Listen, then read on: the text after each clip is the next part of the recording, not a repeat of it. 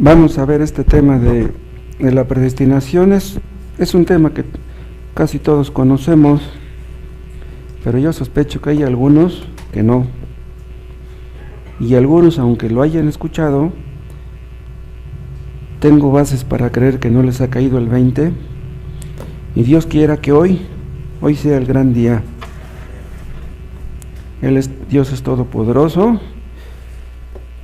y en cualquier momento hace que su palabra explote en nuestra conciencia, en nuestras almas, para que veamos cosas que antes no habíamos visto. Esta palabra predestinación, predestinar, se menciona 5 veces en el Nuevo Testamento, nada más 5, pero pues no necesitamos de más. Al buen entendedor, pocas palabras. Vamos a ver esos textos. El primero está en Romanos 8.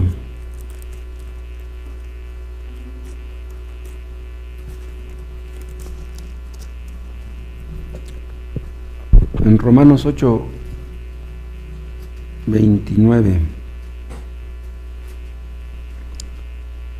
Porque a los que antes conoció Dios, también los predestinó para que fuesen hechos conformes a la imagen de su Hijo, para que Él sea el primogénito entre muchos hermanos. Vean, los predestinados fueron predestinados para que se parecieran a Cristo, para que se apartaran del pecado y vivieran una vida de santidad. Ese es el primer versículo del Nuevo Testamento que menciona esta palabra. Y la segunda vez está en el siguiente versículo, en el 30. Y a los que predestinó, a estos también llamó, y a los que llamó, a estos también justificó, y a los que justificó, a estos también glorificó. El siguiente está en 1 Corintios 2.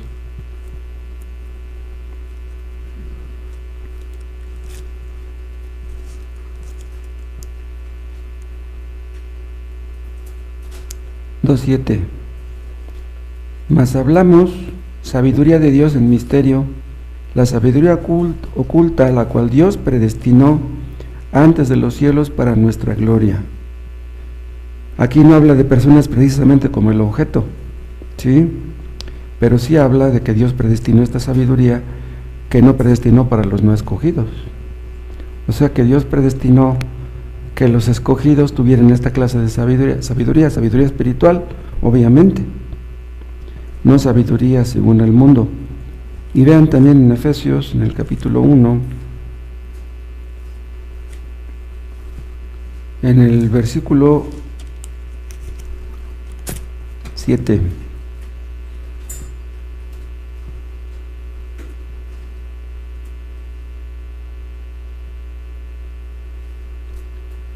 Vean ahí, en quien tenemos redención por su sangre,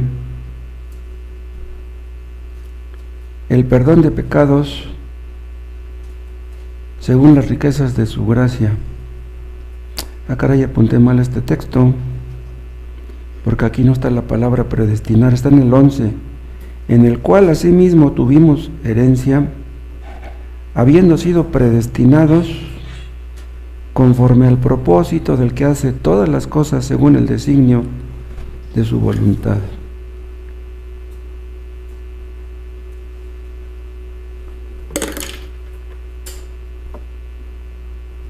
Efesios 1:11, pero está también antes, ¿no? En el 5. En amor, habiéndonos predestinado para ser adoptados hijos suyos por medio de Jesucristo, según el puro afecto de su voluntad. Le puse la pluma, ya me la robaron. Esta palabra predestinar es la palabra griega proorizo. La palabra pro quiere decir anticipadamente, de antemano, y orizo determinar o decidir. O sea, la palabra proorizo quiere decir destinar de antemano, decidir de antemano, determinar anticipadamente. Y esto se refiere a la salvación de los escogidos. En el versículo 11 que leímos, dice que Dios predestinó a los que iban a ser salvos. Vamos a hacer una oración, otra oración.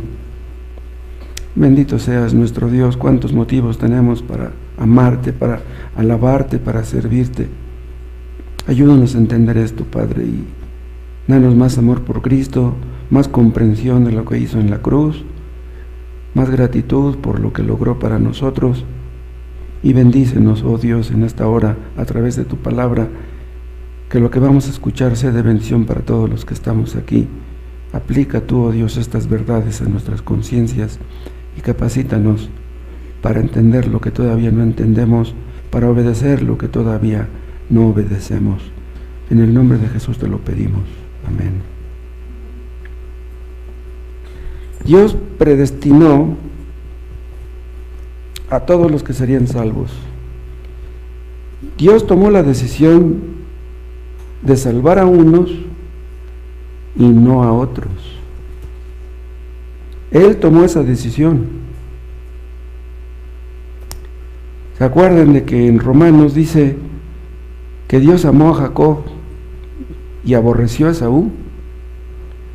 Amó a uno y aborreció a otro desde antes de que nacieran, desde antes de que ellos hicieran algo bueno o algo malo.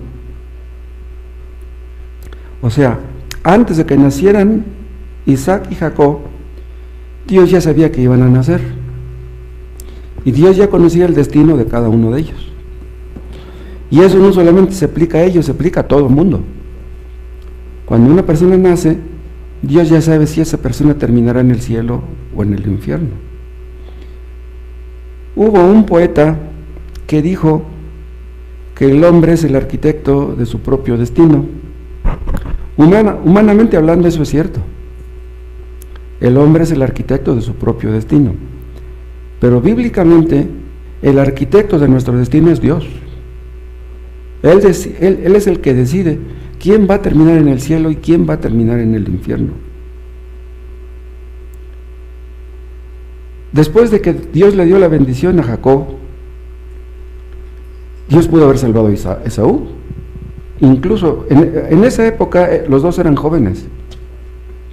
Pudo haber salvado a Esaú ya siendo viejo. ¿Qué trabajo le costaba a Dios? Pero Dios nunca salvó a Esaú, nunca. En Hebreos habla de que Esaú era el profano. ¿Se acuerdan qué significa esa palabra profano? Esa palabra profano habla del patio de afuera del templo, fuera del lugar santísimo, del lugar donde podían entrar los que no eran israelitas. Esaú fue un profano, pero vean una cosa, la palabra profano se aplica a personas que son religiosas, no a personas que no tienen una religión. O sea, la profanidad consiste en tener una religión sin obedecer lo que Dios dice en su palabra. Entonces, los no escogidos no necesariamente son personas malas. Son personas que pueden estar cerca del lugar santísimo, pero que no entran. Personas que pueden estar cerca de la salvación, pero que no son salvas. Si Dios hubiera querido salvar a Esaú, ningún trabajo le hubiera costado, pero no quiso. Esaú era nieto de Abraham. Abraham era el amigo de Dios. Señor, ¿por qué no salvas a mi nieto? Ya salvaste a uno, ¿por qué no salvas al otro? Si tenemos un hijo que es salvo y otro no, Señor, si ya salvas a este, ¿por qué no salvas a este otro? ¿Qué te costaba mucho trabajo salvar a este? Pudiste salvar a aquel, ¿por qué a este no? La palabra predestinación incluye la elección y la reprobación. La reprobación es lo opuesto a la elección. Entonces, si Dios escogió a unos para ser salvos, quiere decir que no escogió a otros. La elección y la reprobación son dos caras de la misma moneda. Los que son predestinados para salvación, Dios se encargará de que sean salvos. Yo les comentaba no hace mucho, acuérdense, de una mujer allá en República Dominicana que fue bautizada a los 92 años. Una persona que vivió más de 90 años pecando y fue salva después de los 90. ¡Wow! Pero si era una persona que Dios había dicho desde la eternidad que iba a ser salva, iba a ser salva. A como dé lugar iba a ser salva. Esa mujer puede haber muerto mucho tiempo antes. Dios no quiso que muriera. Ella moriría hasta después de ser salva. A los que Dios ha predestinado para que sean salvos, Dios se encargará de todo lo que sea necesario para que esas personas sean salvas. Dios se encargará de que alguien los invite al culto. Dios se encargará de que alguien les regale una Biblia. Dios se encargará de que alguien les explique un texto. Dios se encargará de que estén orando por ella hasta el día en que ellos hayan de ser salvos. Y a los que no han de ser salvos, Dios los deja andar en sus propios caminos. ¿No quieren ser salvos? ¿No quieres ser salvo? Dios te deja andar en tus caminos.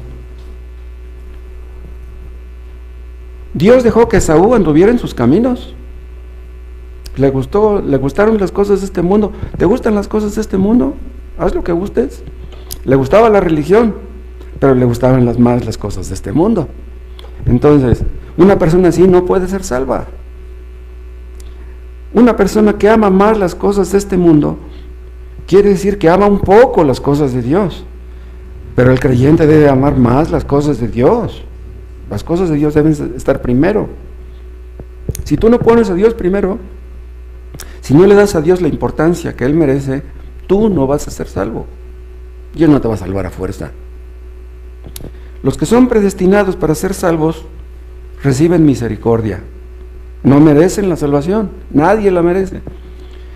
Los reprobados, ¿qué es lo que reciben? Lo que merecen. Eso es lo que reciben, lo que merecen. Dios no comete ninguna injusticia, ni al salvar a unos, ni a condenar a otros. Además, acuérdense, en Apocalipsis hay 2 versículos que dicen que los nombres de los escogidos estaban escritos en el libro de la vida desde antes de la fundación del mundo. O sea, antes de que este mundo fuera creado, Dios ya tenía un libro en donde estaban escritos los nombres de todos los que iban a ser salvos. Esos textos están en Apocalipsis 13. Vean.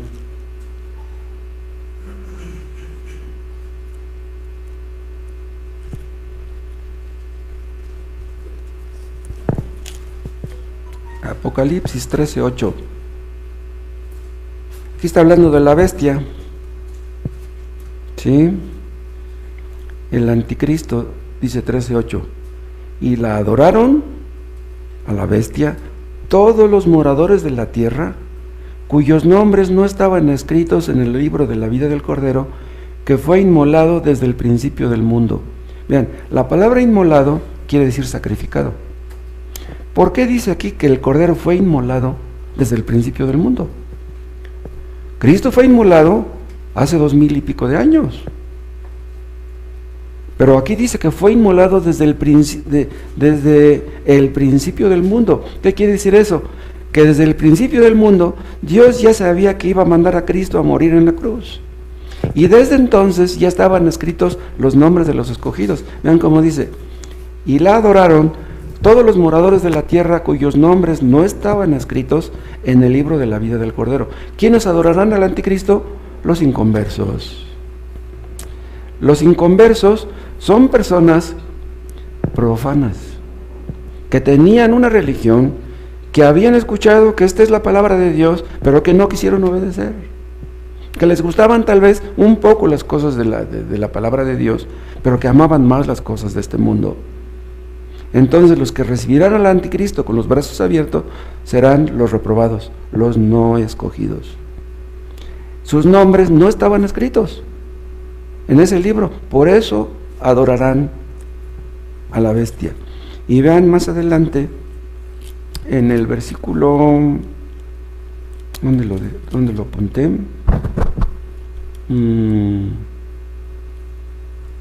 Ahí mismo en Apocalipsis, ya se me perdió el texto. Apocalipsis 17. Apocalipsis 17:8. La bestia que has visto es el mismo anticristo, era y no es, y está para subir del abismo e ir a perdición, y los moradores de la tierra, vean, los moradores de la tierra, aquellos cuyos nombres no están escritos desde la fundación del mundo en el libro de la vida, se asombrarán viendo la bestia que era y no es y será. Está diciendo aquí lo mismo que dice en el otro texto. Hay un libro en donde están escritos los nombres de los escogidos. Entonces, esos nombres no pueden ser borrados. Nosotros no haremos que esos nombres sean agregados. Dios no va a escribir esos nombres porque le digamos a Dios que los escriba. Esos nombres ya están escritos. Entonces, los que no están escritos ahí son los reprobados, los que nunca van a ser salvos. Dios no comete ninguna injusticia al no escoger a los reprobados. Dicen algunos que esta doctrina, esta enseñanza bíblica acerca de la predestinación no es justa, no es correcta. Y dicen que no lo es porque entonces desanima a los que buscan a Dios, desanima a los que buscan la salvación. Porque dicen, estas personas van a decir, ¿de qué sirve que yo busque a Dios? ¿De qué sirve que yo lea la Biblia? ¿De qué sirve que yo ore? ¿De qué sirve que yo asista a los cultos si no soy predestinado? Pues nada sirve que yo haga esto. ¿Qué les contestaremos a esas personas? Debemos decirles, mira, tú no sabes si eres predestinado, pero tampoco sabes si no lo eres. Yo no sé si tú eres predestinado, pero tu deber es buscar la salvación. Pero puedes decir, bueno, ¿pero de qué sirve que busque la salvación? Si no soy escogido, no voy a ser salvo. Vean, la obligación de todo ser humano es buscar la salvación. Este libro es palabra de Dios. Ahora, tú tienes derecho a dudarlo. ¿No quieres creer que es palabra de Dios? Bueno, tienes derecho, pero ¿por qué no investigas? ¿Qué tal si sí? ¿Qué tal si sí es palabra de Dios? Si es palabra de Dios, wow, ya estás en problemas. No hay nada más importante que la salvación. Y si tú no lo entiendes ahora, lo vas a entender un día. Algunos podrían pensar también, si soy predestinado para ser salvo, seré salvo, sea que haga cosas buenas, sea que haga cosas malas. ¿Es así? No. Los que son predestinados para ser como Cristo, para apartarse del pecado. Si tú no te apartas del pecado, tú no eres predestinado. No vas a ser salvo. Quieres ser salvo y quieres vivir en pecado, es imposible. No se puede. Dios ha predestinado que los hombres sean salvos por medio de creer en la verdad, por medio de creer en la palabra de Dios, lo que está escrito. Si tú no crees en lo que está escrito, no quieres obedecer a lo que está escrito, tú no vas a ser salvo. Si Dios ha predestinado que un hombre coseche, ha predestinado que siembre. Si una persona no siembra, no va a cosechar. Si una persona siembra, no garantiza que vaya a cosechar, porque a lo mejor no llueve. Pero ¿cómo es posible que quiera cosechar sin haber sembrado? No. Si tú no quieres ser salvo, no vas a ser salvo. Si tú no buscas a Dios, si tú no lees la palabra, si tú no obedeces lo que está escrito, no vas a ser salvo. Una persona que piensa cosechar sin haber sembrado, vamos a pensar que está loco. ¿Cómo vas a cosechar si no siembras?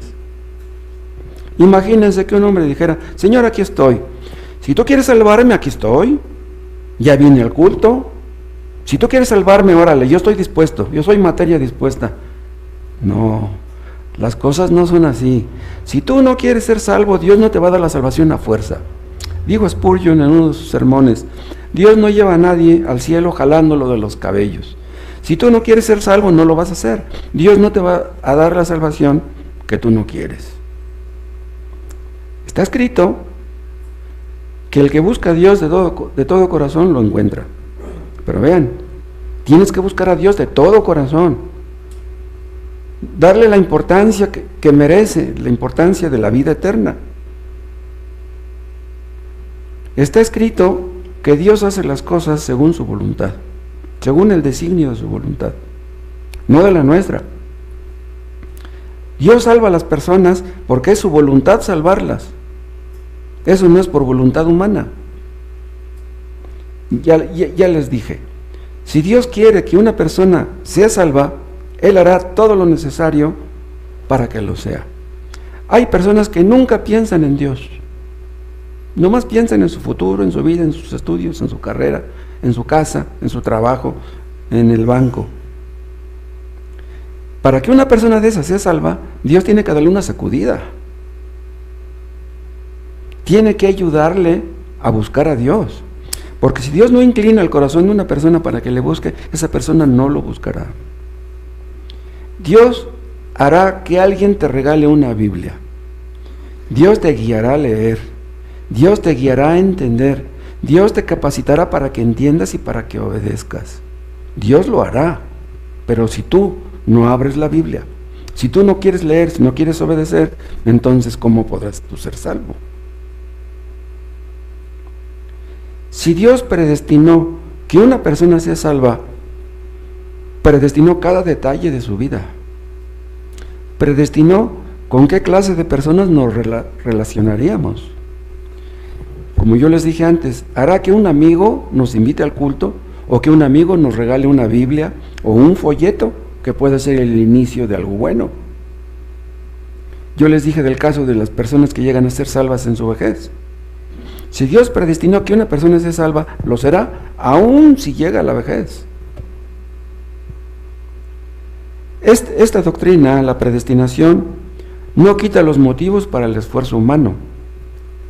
Eso es lo que argumentan estas personas, que ¿de qué sirve que yo me esfuerce? Si no he de ser salvo, pues aunque me esfuerce no voy a hacerlo. Pero vean, esta doctrina, en lugar de desanimarnos para esforzarnos, debiera ser lo contrario. O sea, si hay escogidos para ser salvos, a lo mejor yo soy uno. Si otros han sido salvos, ¿por qué yo no? Soy pecador, él también. Entonces, si él pudo ser salvo, podría serlo también yo. Imagínense que alguien dijera, si Dios ha predestinado que yo muera joven, voy a morir joven. Pues de nada sirve que me cuide, pues voy a tomar, voy a comer lo que me dé la gana, pues al fin que me voy a morir joven. No, nuestro deber es cuidarnos, cuidar nuestra salud. Una persona que pensara así, pues diríamos que está mal, ¿no? Cuidar nuestra salud no garantiza que vayamos a llegar a viejos. Hay personas que cuidan su salud y mueren jóvenes, pero nuestro deber es cuidar nuestra salud. Si tú buscas la salvación, eso no garantiza que vayas a ser salvo. Pero si no buscas la salvación, no vas a ser salvo. Es seguro que no lo vas a hacer. Imagínense que otro dijera, si estoy enfermo, si Dios ha predestinado que yo muera de esta enfermedad, me voy a morir, sea que tome el medicamento. No, tú tómate el medicamento. Es tu deber tomarte el medicamento. El medicamento no asegura que tú vayas a sanar, pero tu deber es tomártelo. ¿Cómo vas a sanar si ni siquiera intentas tomarte el medicamento?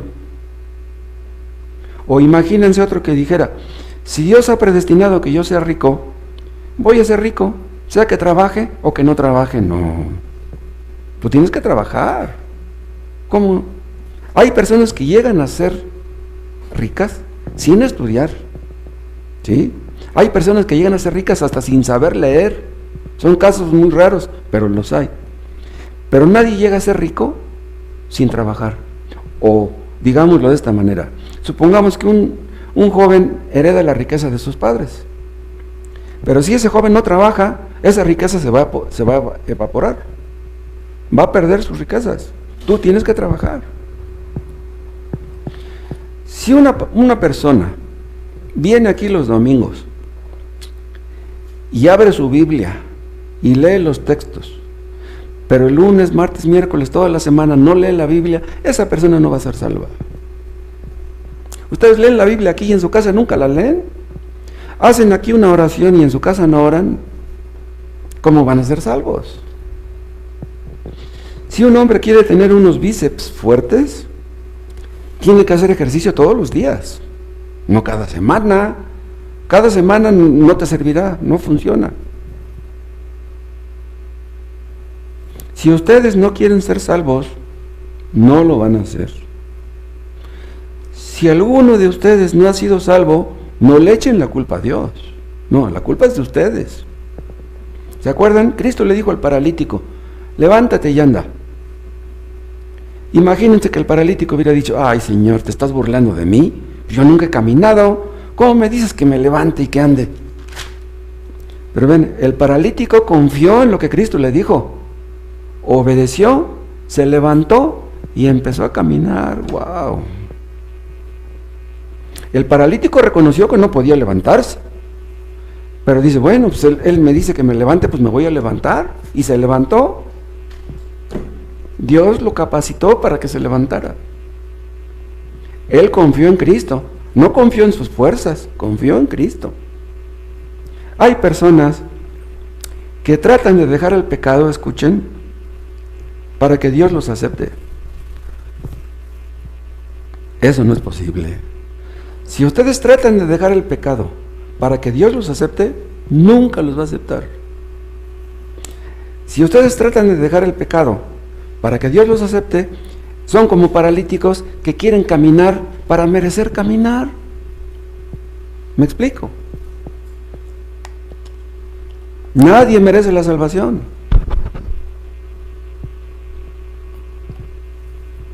Hay personas que tratan de dejar el pecado para que Dios los acepte. Pero hay otros que van al otro extremo, que no quieren hacer nada. No, Señor, si tú quieres salvarme, sálvame. Yo no me opongo. Si tú quieres, pues aquí estoy. No, la salvación no es así. Tú tienes que buscarla. Cristo llama a pecadores muertos a venir a Él. Si ustedes vienen a Cristo, Cristo les da vida, pero tienen que reconocer que están muertos en sentido espiritual. Porque si ustedes creen en el fondo que son buenos, ¿cómo van a venir a Cristo? ¿Cómo le van a pedir misericordia? En una ocasión Cristo dijo, esforzaos a entrar por la puerta estrecha. Pero no dijo que tus esfuerzos te harían merecer la salvación. Esfuérzate a entrar. Pero eso no quiere decir que tus esfuerzos harán que tú merezcas la salvación. No, no es así. Pero tú deberes esforzarte. Una persona que no es salva debería reconocerlo. La mera verdad, no creo que yo sea salvo. Pero yo quiero estar seguro. Yo no quiero tener ninguna duda. Señor, ¿qué debo hacer? Lo mínimo que puedes hacer es leer y orar. Hay personas que creen que van a ser salvas porque el domingo dan 500 de ofrenda o 1000. ¿La vida eterna cuesta 500 pesos? ¿La vida eterna cuesta 1000 pesos? ¿Qué necias son esas personas? Le decimos a los inconversos, si tú reconoces tu pecado y te arrepientes y confías en Cristo, tú serás salvo. ¿Estamos inventando? ¿Estamos exagerando? Es lo que dice la palabra de Dios. Agárrale la palabra. Le decimos a la gente, arrepiéntete, tú arrepiéntete. Ahora, si les decimos, arrepiéntete tú, se vale que diga esta persona, pero es que yo no puedo, es que lo he intentado, pero no puedo. Tenemos que decirles a estas personas que ellos son libres para venir a Cristo. Son libres. ¿No somos libres? ¿No somos agentes libres? ¿Somos títeres entonces? Pero una persona podría decir, pero si no soy predestinado para ser salvo, por eso no puedo arrepentirme. Si he tratado de arrepentirme y no puedo, lo más seguro es que no soy predestinado, porque si lo fuera, pues ya me habría arrepentido. No, si no te has arrepentido, es porque no has querido. Es cierto que Dios salva al que quiere. La salvación está en sus manos. Él regala la salvación. Pero escuchen, eso es desde la perspectiva de la soberanía divina. Dios escoge al que quiere. Pero desde la perspectiva humana, la salvación depende de nosotros. O sea, debemos creer que la salvación depende de nosotros, no de Dios. Nosotros evangelizamos a un borracho, a un drogadicto, a una persona viciosa. Pero esa persona ya tiene años viviendo en el vicio y en el pecado. Si le decimos que se arrepienta de sus pecados, él podría decir: oye, pero me pides algo imposible. Estoy acostumbrado a vivir en el vicio, estoy acostumbrado a andar en el pecado, yo no puedo dejar el pecado. Bien, le decimos a la gente que se arrepienta, porque el destino de esas personas no está en sus manos. El destino de los inconversos está en las manos de Dios. Por eso podemos decirle al peor pecador, a un sicario, a un matón, podemos decirle que se arrepienta, porque su destino está en las manos de Dios, no está en sus manos. Dios es todopoderoso para salvar a cualquiera. Cuando le decimos a un inconverso que se arrepienta de sus pecados, es lo mismo que decirle a un paralítico que camine. Es lo mismo. O decirle a un muerto que viva. Nosotros creemos en un Dios que resucita a los muertos y que hace brincar a los paralíticos. Aquel paralítico, Cristo le dijo: levántate y anda. Se levantó y anduvo. ¿Qué dijo después aquel paralítico? Hey, yo me levanté y anduve porque tuve la voluntad de hacerlo. ¿Tú deberías de hacer lo mismo? ¿Se levantó porque tuvo la voluntad de hacerlo? No, se levantó porque Dios le dio fuerza en sus piernas y en su columna para que se levantara. Muchos creen que son salvos porque ellos lo decidieron. Nosotros no creemos eso. Nosotros creemos que si somos salvos es porque Dios lo decidió. ¿Se acuerdan del fariseo que estaba en el templo? Le dice a Dios: gracias te doy, Señor, porque yo no soy como los demás hombres. Pero ¿le daba gracias a Dios realmente? ¿De qué le daba gracias a Dios? Dice: te doy gracias porque yo no soy como los demás. Nosotros creemos que somos salvos porque Dios lo decidió. Eso no lo decidimos nosotros. Somos salvos porque Dios nos predestinó desde antes que naciéramos. Si Dios no hubiera querido salvarnos, nunca hubiéramos sido salvos. Estábamos muertos en nuestros delitos y pecados, pero Cristo nos dio vida y vivimos. Lázaro resucitó porque tuvo la voluntad de resucitar. Obviamente no, estaba muerto. ¿Qué voluntad puede tener un muerto? Nosotros creemos que Dios decretó cada detalle de nuestras vidas. ¿No sabe Dios lo que va a pasar con nosotros el día de mañana? ¿No sabe Dios qué va a hacer de nosotros mañana, pasado mañana? Si el día de mañana les roban a ustedes su coche, ¿saben qué? Es que Dios así lo decretó. Si les roban su coche es porque Dios lo decretó. Pero ustedes hagan una demanda, hagan una denuncia.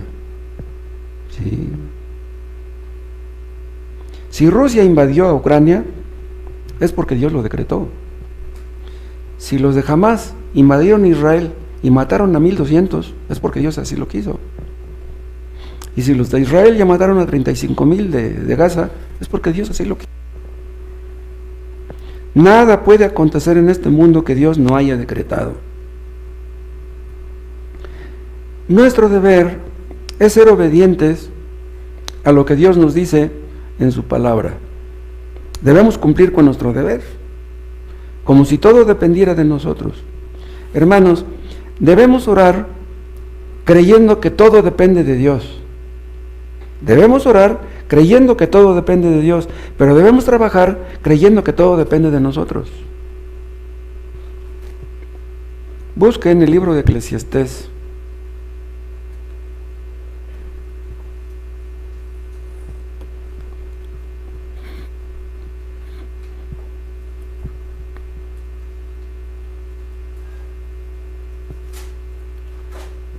Tienes Eclesiastés capítulo 11, Ricardo, lee, ¿sí? Eclesiastés 11, versículo 6.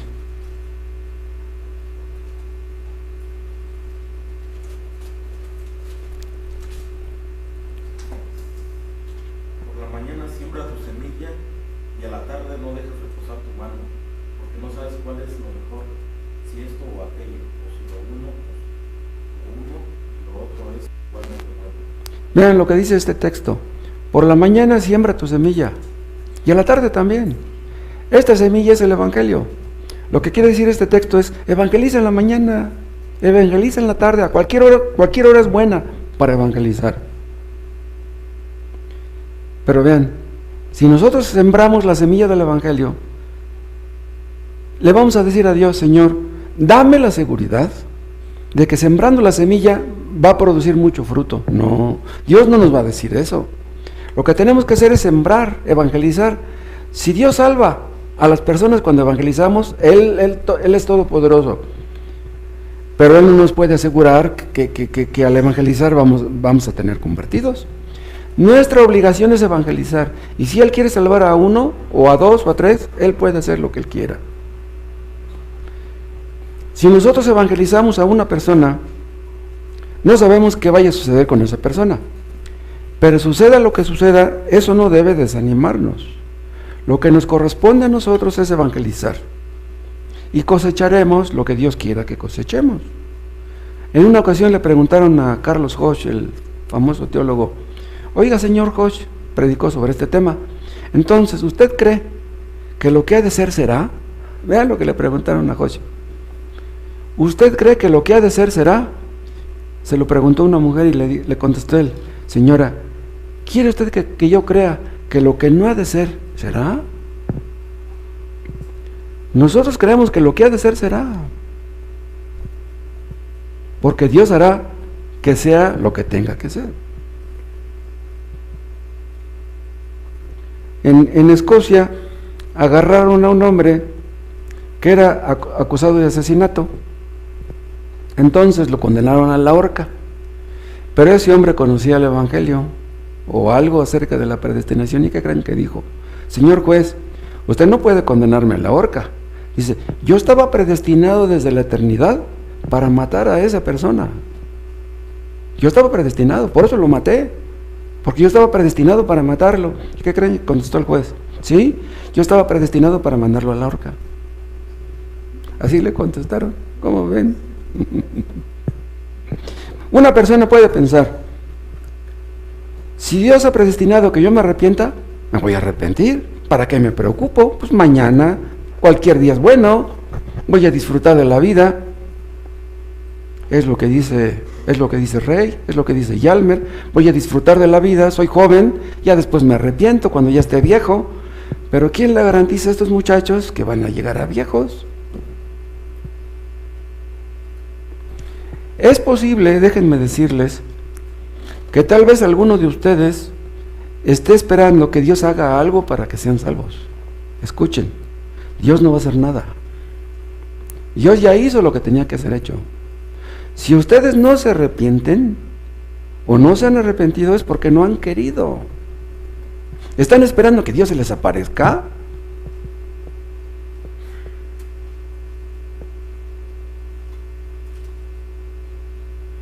Hace rato les dije que es posible que haya algunos que estén tratando de dejar un pecado para merecer la salvación. Voy a tratar de vencer este pecado, a ver si acaso Dios me acepta. Escuchen, está escrito que la salvación es de Jehová. Si de ti depende dejar ese pecado, si tú puedes dejar ese pecado que te domina, tú ya no necesitas a Cristo. No, ¿para qué lo necesitas? Si tú puedes vencer el pecado, pues vénselo. Si tú puedes vencer el pecado, entonces te estarías mereciendo la salvación. Dios te la daría porque ya la mereces. Nadie la va a merecer jamás. Un hombre, por ejemplo, un alcohólico, supongamos que con fuerza de voluntad dejara el alcohol. ¿De qué sirve que deje el alcohol? Si andan en envidias, en pleitos, en rencores, en resentimientos, en en robos, en trances. ¿De qué sirve que deje de tomar? La salvación es de Jehová, no es por algo que tú hagas. Un agricultor debe esforzarse en su trabajo, pero la lluvia no la puede controlar. ¿Quién puede controlar la lluvia? Quisiera poder controlar la lluvia para sembrar. Imagínense que un hombre trabaja en una empresa y que dijera, si yo me esfuerzo, esta empresa va a progresar. Y cuando esta empresa progrese, me van a aumentar el sueldo. ¿El fin de una empresa depende del esfuerzo de un trabajador? No. El fin de una empresa depende del esfuerzo de todos, no de uno. Pero que un hombre dijera, yo me voy a esforzar para hacer bien mi trabajo, para que me aumenten el sueldo y para que este trabajo progrese. Nada garantiza eso. Nada garantiza eso. El deber de una persona es hacer bien su trabajo y esforzarse para agradar a Dios. Solamente un cristiano puede desempeñar bien su trabajo para agradar a Dios. Un inconverso no puede. Pero vean, si un creyente se esfuerza en hacer bien su trabajo, sea que progrese su empresa o no, eso es lo de menos. El asunto es, yo debo de ser esforzado en mi trabajo porque Dios me ve. Debo hacer bien mi trabajo para agradar a Dios, no para agradar al patrón, no para que la empresa prospere. Debo hacer bien mi trabajo para agradar a Dios. Si nosotros trabajamos, hacemos lo que hacemos para agradar a Dios, todo va a terminar bien. Así debe ser. Dios me ve, mi patrón no me ve, pero Dios sí. Si ustedes jóvenes que están aquí, escúchenme. Si ustedes leen la Biblia y vienen al culto los domingos, eso no garantiza que ustedes vayan a ser salvos. Pero su deber es leer la Biblia y venir al culto. Vengan al culto no para agradar a sus padres. Vengan al culto porque Dios quiere que vengan. Vengan al culto porque Dios quiere que lean la Biblia. Si en lugar de venir al culto prefieren irse a pasear, prefieren irse a jugar fútbol, prefieren irse al estadio a ver el partido, ¿quieren ser salvos? Está difícil. Hay personas que vienen al culto y les da sueño. ¿Quieres ser salvo y te da sueño? ¿Te vamos a poner una película para que no te dé sueño?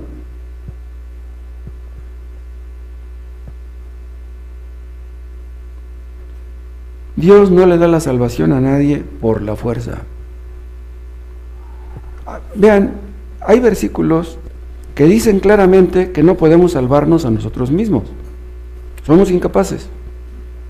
Vean Juan capítulo 6.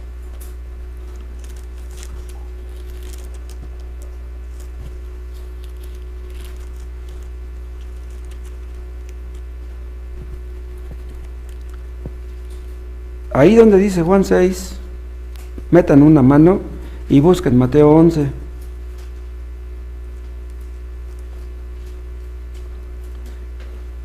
Mateo 6, que diga Juan 6 y Mateo 11. Primero leemos Juan 6. Juan 6, 44. Vean lo que Cristo dice. Ninguno puede venir a mí si el Padre que me envió no lo trajere. Vean, esta frase que dice, ninguno puede venir a mí, quiere decir, ninguno puede creer en mí si el Padre que me envió no le trajere.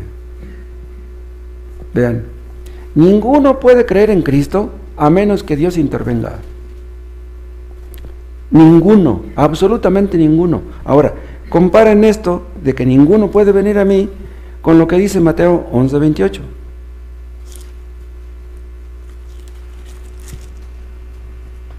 Venid a mí, todos los que estáis trabajados y cargados, y yo os haré descansar.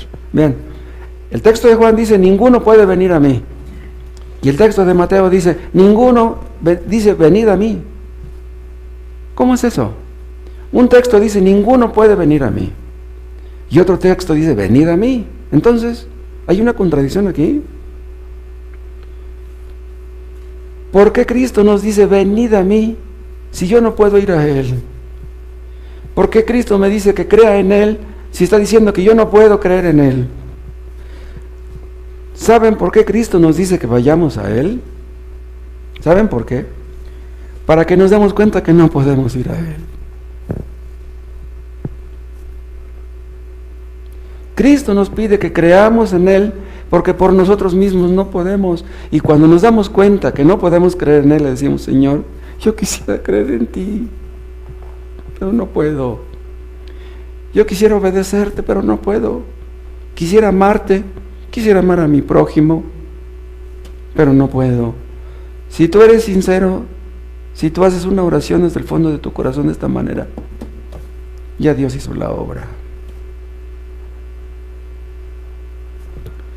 Se nos pide que vayamos a Cristo para que veamos la dureza de nuestro corazón. ¿Qué dice el primer mandamiento? Amarás a Dios sobre todas las cosas. Amarás a Dios con toda tu mente, con todo tu corazón, con todas tus fuerzas. ¿Por qué Dios nos pide esto? Nos lo pide para que nos demos cuenta que no podemos. ¿Quién puede amar a Cristo con todo su corazón? Dios pide a todos que le busquemos. Pero escuchen, si lo encontramos, no es porque lo buscamos. Si lo encontramos, es porque Él quiso que lo encontráramos. Dios quiere que le busquemos de todo corazón, que lo valoremos, que lo apreciemos, que lo veamos como lo más importante. El importante es Él. Los importantes no somos nosotros. Entonces, esta doctrina debe de conducirnos al esfuerzo, no a la negligencia, no a la indolencia. Debemos actuar como si la salvación dependiera de nosotros. ¿Se acuerdan de José? José es conocido como el soñador, porque tuvo sueños que le dieron conciencia de ser predestinado. José sabía que él era llamado para grandes cosas. Dios le dio sueños, a sus hermanos no se los dio, se los dio a él. Vean, hay inconversos que creen que han sido llamados para grandes cosas. Vean, inconversos. Hay inconversos que son ateos, que son muy esforzados, que son muy luchones, muy trabajadores, que tienen mucha fuerza de voluntad. Y esas personas, cuando aconsejan a otros, ¿qué le dicen? Tú puedes obtener todo lo que tú te propongas, tú puedes tener lo que tú quieras. Ven, en un sentido eso es cierto, en otro sentido no. O sea, ¿en qué sentido no es cierto? En el sentido de que todos tenemos muchas limitaciones. Ustedes no le van a decir a un cojo que puede correr los 100 metros en 10 segundos, porque eso es imposible. Si se sube en una moto, sí, a lo mejor sí hace los 10 segundos en 100 metros, pero corriendo no lo va a hacer, por mucho que entrene. Un hombre que se siente llamado para grandes cosas, ¿saben qué? Va a actuar con determinación. Les hablé una ocasión de Henry Ford, ¿se acuerdan? Henry Ford tenía en Chicago una fábrica gigantesca, de la Ford, pero se le quemó. Estaba sentado ahí en una piedra, viendo cómo quedó las ruinas de su gran fábrica. Y se le acercó un amigo y le puso la mano en la espalda y le dijo, oye Henry, ¿qué vas a hacer ahora? ¿Y qué creen que le contestó? Dice, ¿sabes qué? Me voy a levantar de esta y voy a construir una fábrica más grande que la que se me quemó. Y lo hizo. Y Henry era ateo, pero lo hizo. ¿Por qué? Porque era un hombre que tenía mucha determinación, mucha fuerza de voluntad. Esto se aplica tanto en lo material como en lo espiritual. Es un principio. Vean el caso de los musulmanes. Los musulmanes son gente tremenda. Los musulmanes han sido capaces de hacer grandes cosas porque se sienten llamados por Alá. Dice, yo estoy cumpliendo los decretos de Alá. ¿Cómo ven? No son cristianos los musulmanes. Napoleón se sentía ser el hijo del destino. Napoleón tenía una fuerza de voluntad, una energía, una audacia tremendas. El fatalismo hizo grandes cosas. Los musulmanes son fatalistas. Napoleón era fatalista. ¿Quiénes son los fatalistas? Los fatalistas piensan de esta manera: si un ladrón se ha de meter en mi casa, se va a meter, aunque yo cierre con llave la puerta, se va a meter un ladrón. Si Dios quiere que se meta, se va a meter.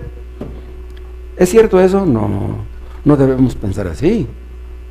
Escuchen, si un ladrón se mete en mi casa, es porque Dios quiso que se metiera, pero mi obligación es cerrar con llave.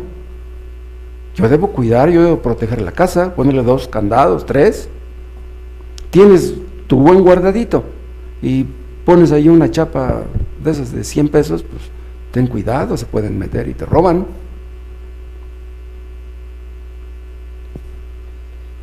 Nosotros creemos que si se nos meten en la casa y nos roban, es porque Dios así lo quiso, pero yo voy a denunciar el robo, voy a ir a levantar un acta. Así es. Nosotros creemos que Dios ha decretado todo lo que acontece. Si nos roban el dinero es porque Dios quiso. Si nos roban el coche, como les dije, si se nos muere un ser querido, es porque Dios quiso. Si se nos muere un hijo, no nos vamos a volver locos. Cristo está en su trono, pase lo que pase. Nada acontece sin su permiso, y alabaremos su nombre, haga lo que haga. Si nosotros creemos que estamos cumpliendo con los propósitos de Dios, vean, seremos esforzados. Hermanos, Dios nos puso aquí, Dios nos trajo a esta iglesia, somos escogidos, nos ha llamado a servirle, o somos unos presumidos, unos presuntuosos. Si tenemos esperanzas de éxito, seremos esforzados. Imagínense que un jugador de fútbol de un equipo va a disputar el campeonato mundial, ya llegaron a la final, y alguien le dijo a esos jugadores que van a ser campeones mundial, que pudieran saberlo de alguna manera. Ustedes van a ser campeones mundiales, esforzándose, echándole todas las ganas. Entonces salen al campo de juego y dicen: pues ya nos dijeron que vamos a ser campeones mundiales, ¿ya para qué nos esforzamos? No, te dijeron que ibas a ser campeón si te esforzabas. Si no te esfuerzas, no vas a ser campeón. Un campeonato mundial no se gana caminando. No. Si en un partido normal un jugador corre unos 8 kilómetros, yo les aseguro que en un campeonato mundial un jugador corre 11, 12. No puedes andar caminando en la cancha, tienes que andar tras el balón. Vean ustedes en el libro de Hechos, en el capítulo 18.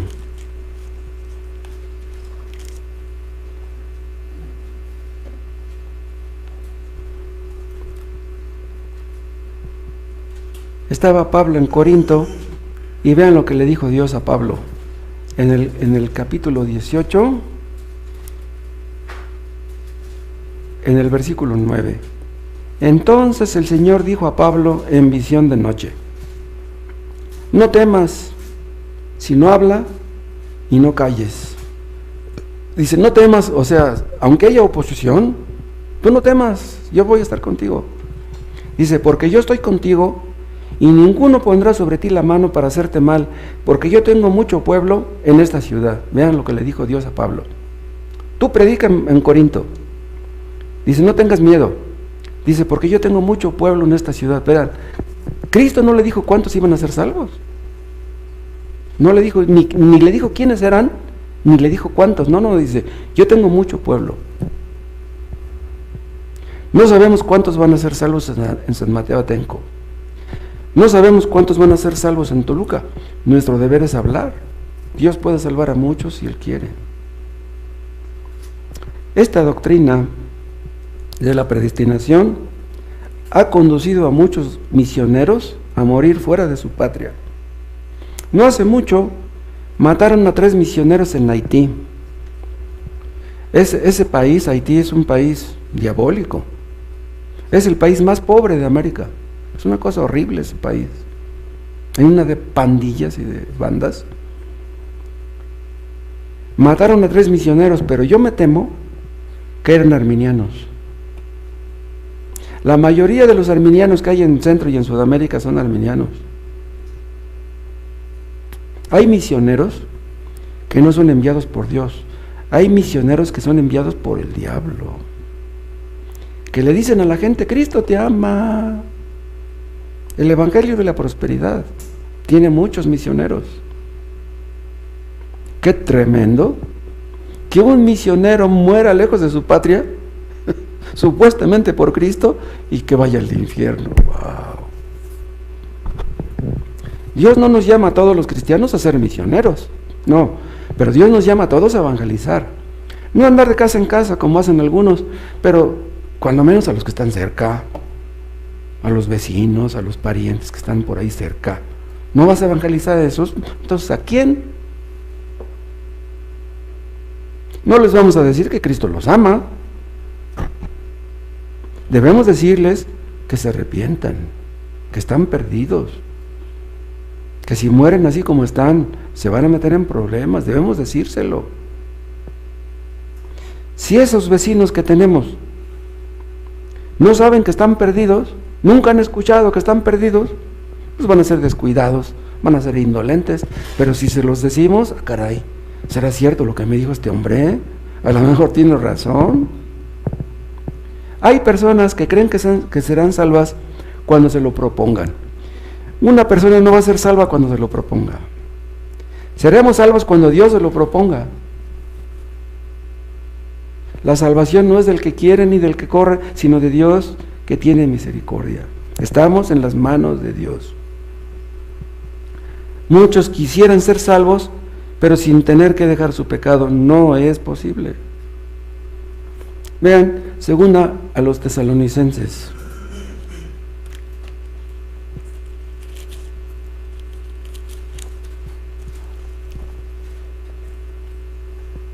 Capítulo 2, segunda Tesalonicenses 2.